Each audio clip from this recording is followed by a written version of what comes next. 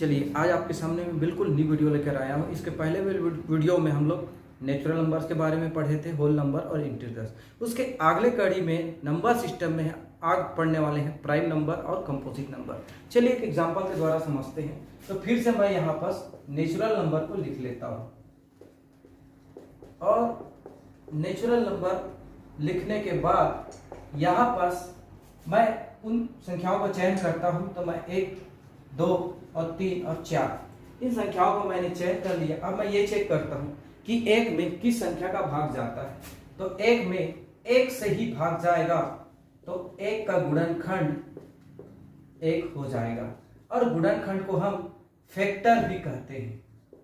तो 1 का फैक्टर हो गया 1, 2 का फैक्टर या गुणनखंड, तो 2 में किसका भाग जाएगा तो 1 से भाग जाएगा, 1 दूनी 2 और 2 एकम 2, 2 से जाएगा।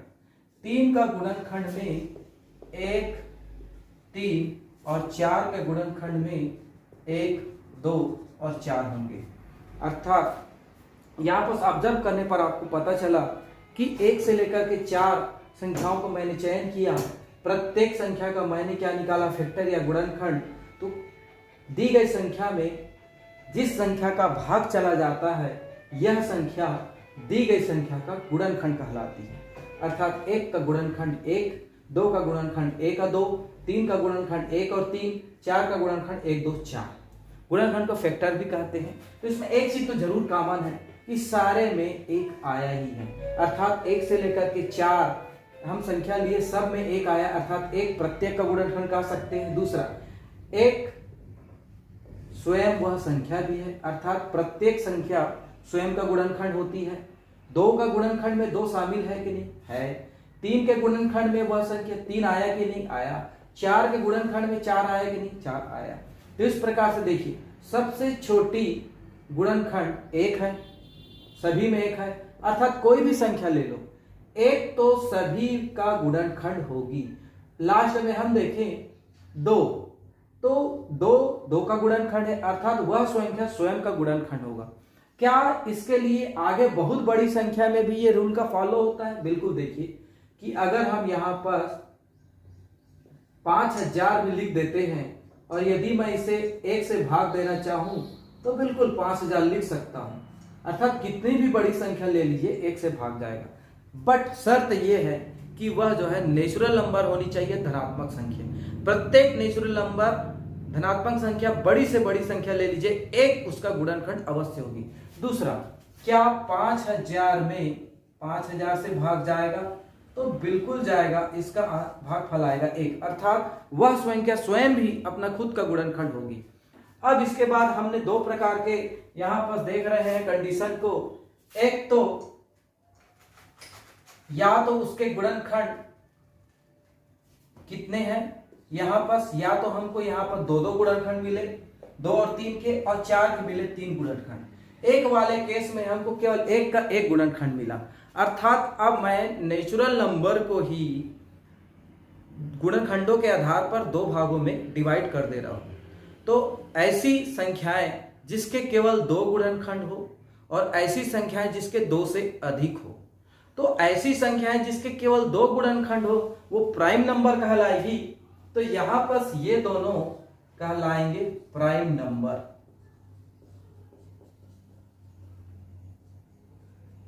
और ये कहलाएगा ऐसी संख्या जिसके 2 से अधिक गुणनखंड हो, ये कहलाएगी कंपोजिट नंबर।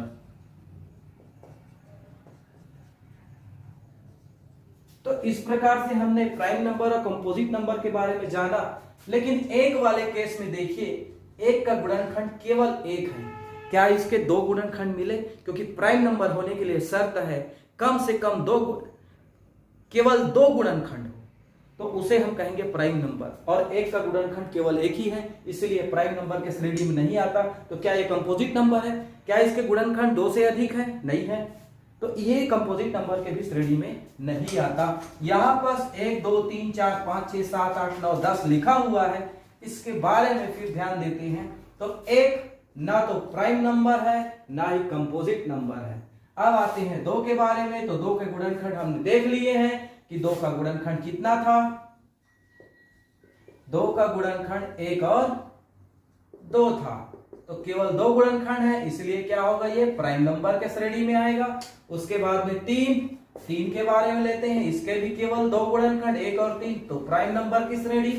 4 को यदि आप लेते हो तो 4 में 1 और 2 4, तो ये कंपोजिट नंबर के श्रेणी में आएगा, 2 से अधिक। तो यहाँ पर क्या आप चेक करें कि सबसे छोटी जो है प्राइम नंबर क्या होगी, तो 1 तो हट चुका है श्रेणी से, इसलिए 2 होगी।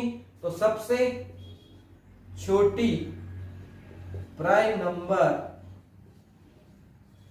2 होगी। उसके बाद 3 लेंगे, 3 के बाद 4 को आप नहीं ले सकते क्योंकि 4 के गुणनखंड 2 से अधिक है, अर्थात ये कंपोजिट नंबर के श्रेणी में आएगा। 5 जरूर लिख सकते हैं आप। 5 के बाद में 6 को नहीं ले सकते क्योंकि इसके 2 से अधिक गुणनखंड है, जैसे कि 1 2 3 और 6।